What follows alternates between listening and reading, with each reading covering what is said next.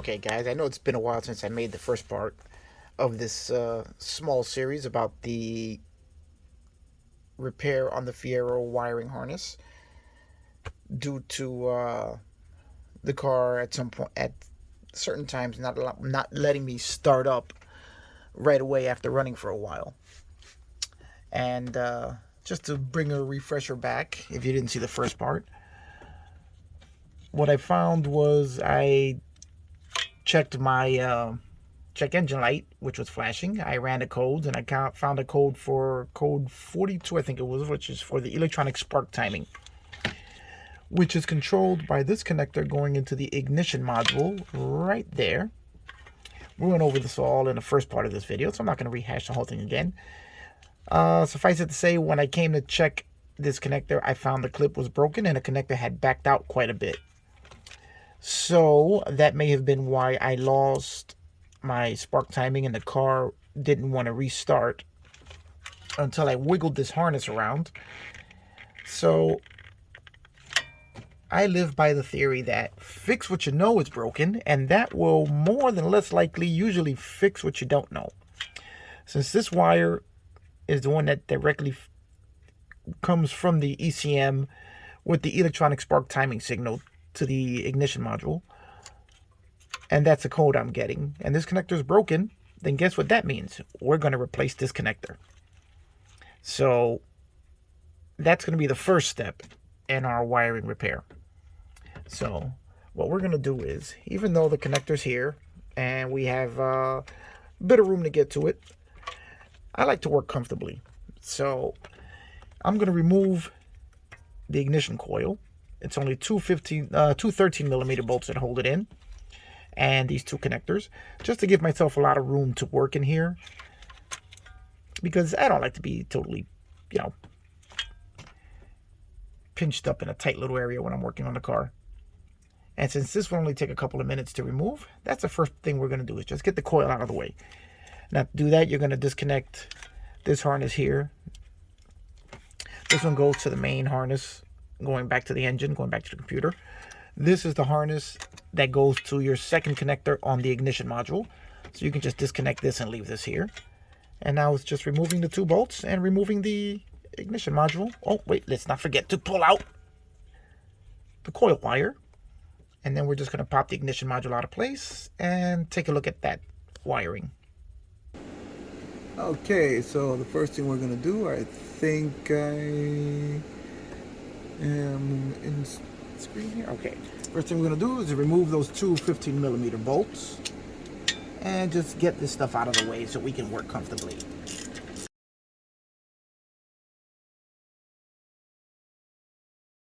Here you go. You saw how long it took to get that out of the way. And now look at how much space we have in there, so that you can work carefully, you can work comfortably. This is how you limit any chances of mistakes being made.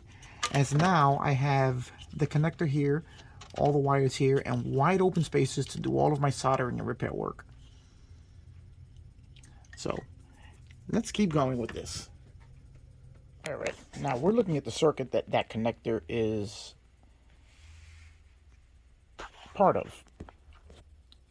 This is our connector here, where it connects to the ignition control module. And this is our electronic spark timing wire going to pin D. Now, it's very feasible that with the connector clip broken, I'll show you what a good one looks like. On this brand new one here, you see how it's got the clip totally intact. Whereas this one, you can see, let's put a little light on the subject there. You can see the retaining clip is broken. This is the original connector. It's got to be well over 30 years old, and there is nothing for it to lock into place with. It stays in there pretty well, but if you see the other video, you can see part of the weather pack, the green weather seal here, is exposed. When I first look at the video, the connector is there. You can see part of the green there. Now it should be there when it's locked into place. So this could have been my problem with my losing the spark timing signal, which is coming from that wire on pin D. Where did it go? The white wire on pin D. As if this thing just moves slightly, it will no longer ground out that wire, and the computer thinks there's something wrong, which basically there is. Alright guys, this is the circuit that we're concerned with. Now, the wire we're worried about is wire off of B4 to pin D, which is our electronic spark timing wire.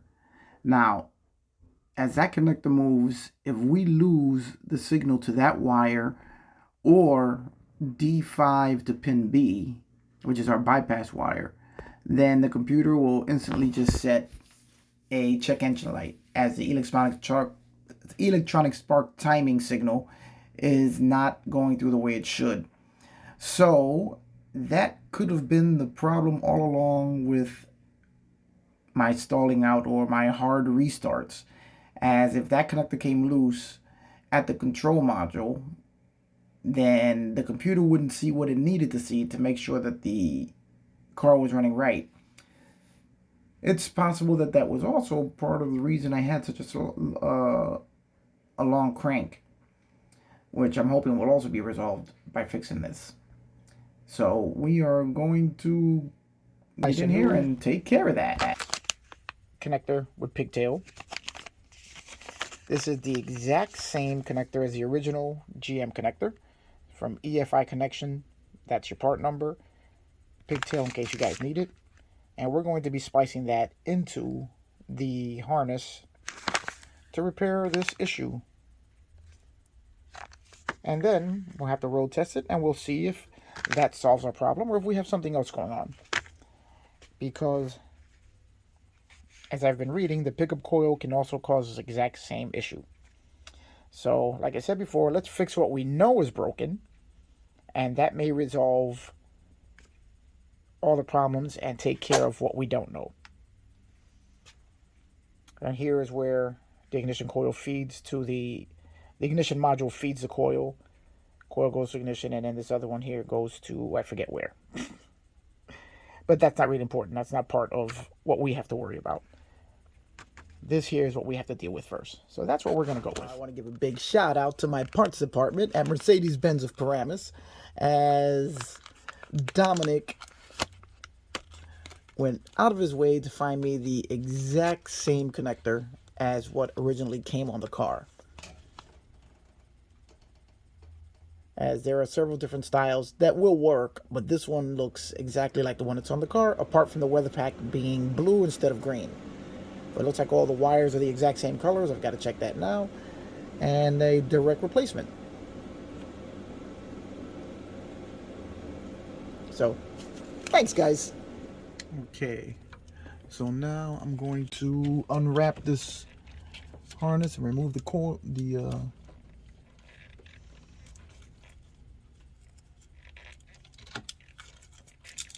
strap here. So let's expose all the wires so we can see exactly what we're working with. And we'll put this back in when we're done. If we can just, there we go. Put that right there. Put that right there.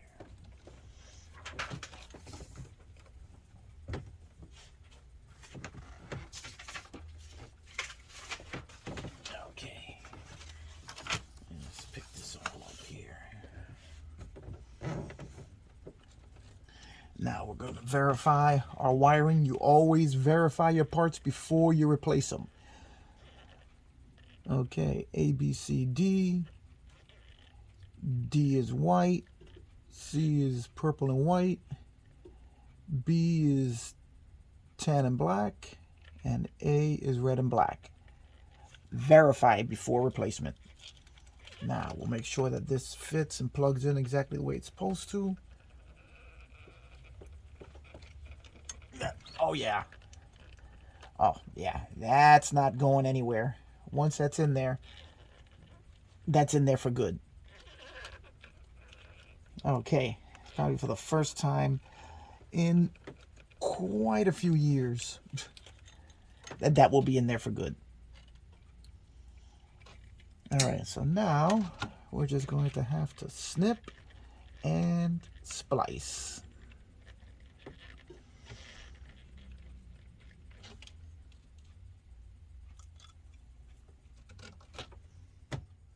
All right, let me see if you guys can actually see. Oops, what I'm doing here.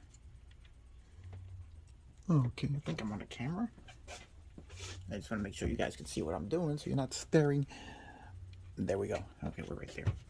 All right, now, this is the wire loom that holds all of the wires that for the circuit we're looking for.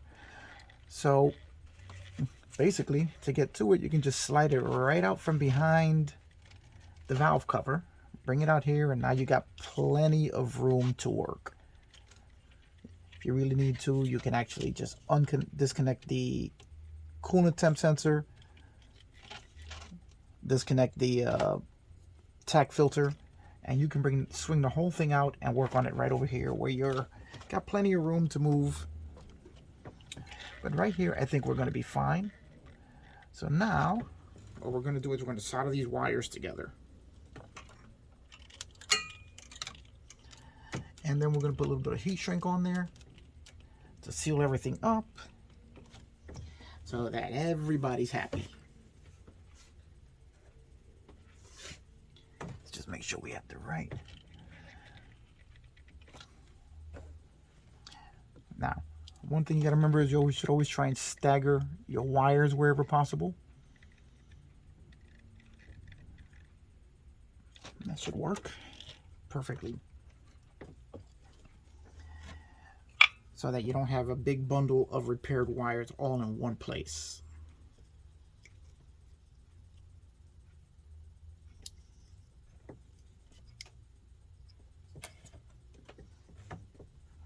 Now, I know they do sell the solder connectors. I'm not really a big fan of them as you can't really control how well your solder is going into the wire because you don't control that at all. The connector does all the work.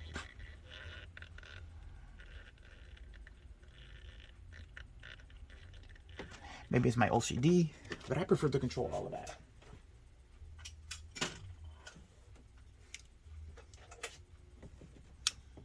There we go. I had to switch my glasses so I can see with my super magnifying Magna specs.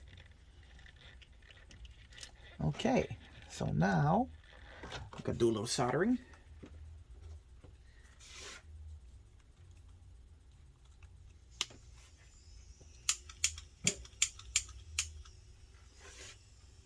I'm gonna bring out our fancy schmancy soldering iron made by, I think, is this my Snap-on one? Okay, guys, we're nice and hot now. So first thing you want to do is tin your tip so you have a little bit of solder on there.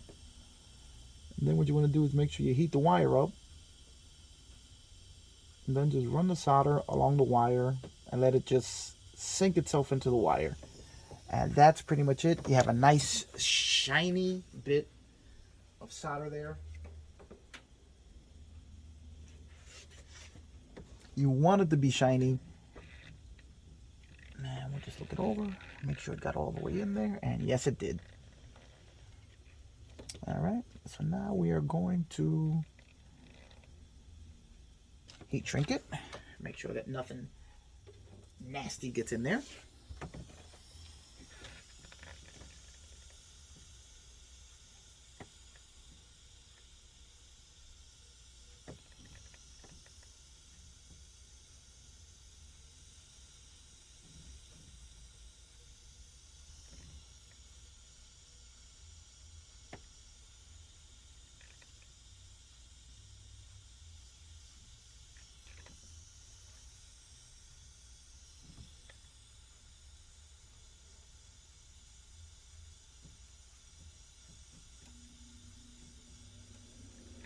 Now, because I am super picky with this stuff. Even though this is pretty much said and done with, after I do all of this and seal the wire up, then I wrap it with electrical tape because I am just really... It's just my OCD kicking in.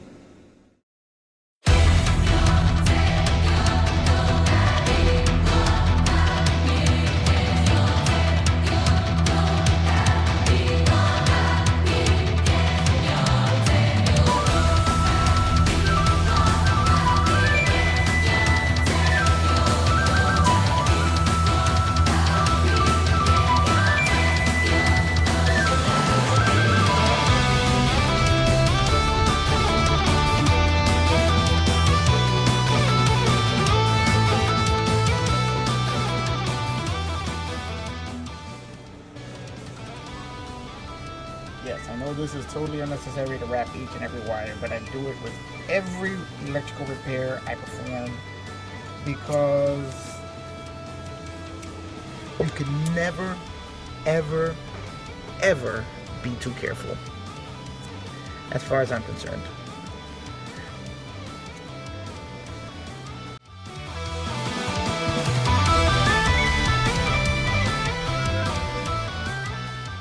And there we go.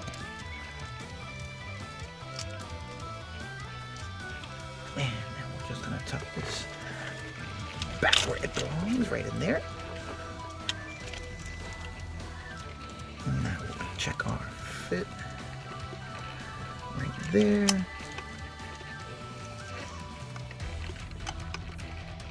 Everything is good there. We're gonna be up here. This is gonna be right here. And I think we're good. Now we're just gonna close up the coil wrap.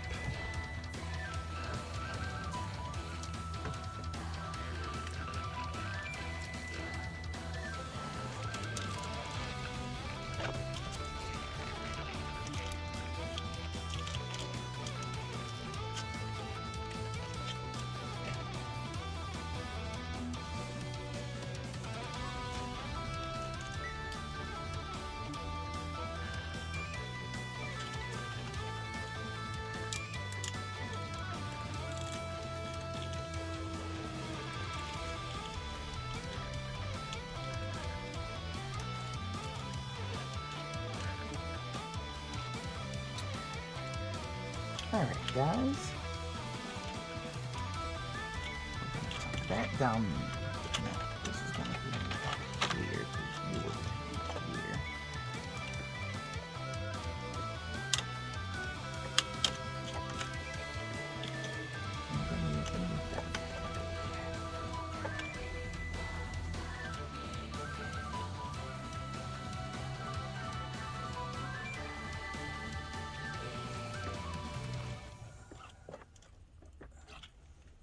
Okay, that is secure now. Being able to work on your own car and play with it and do things the way you want to do them. Not necessarily the way they have to be done, but just the way that you want to do it so that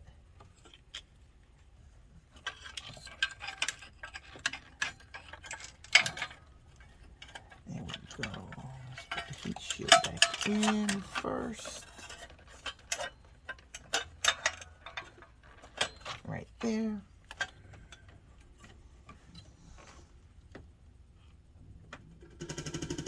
Maybe one day we'll drill those out and I'm going to put nutserts in there so we can have a more secure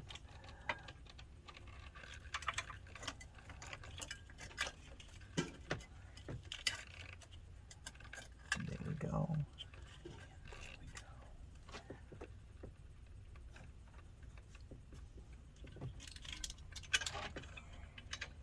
Was never crazy about the way they installed these bolts in for the coil.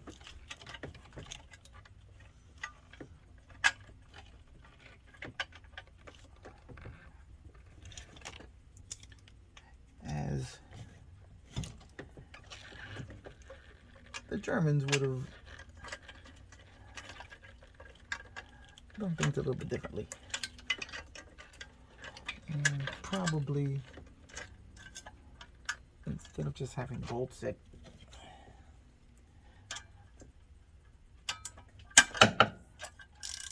I'm having fine machine bolts that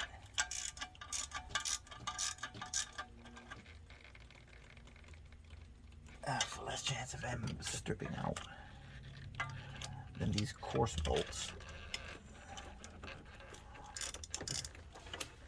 Okay, there we go. Just gotta get you in there.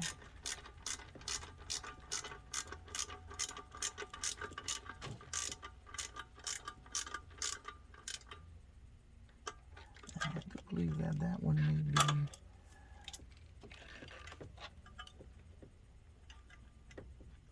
That's solid. That's solid. There we go. Nice and solid in there. Okay. Now we can just plug everything back in.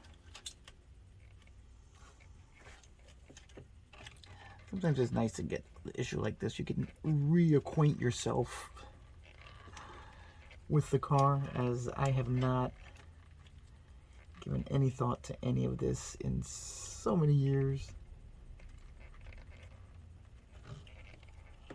But now I have reacquainted myself with the wiring harness. And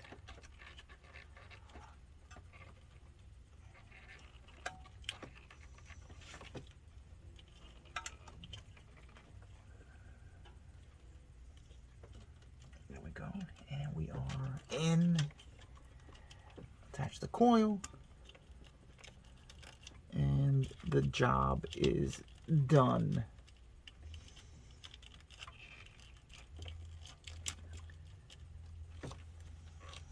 Quick and easy repair.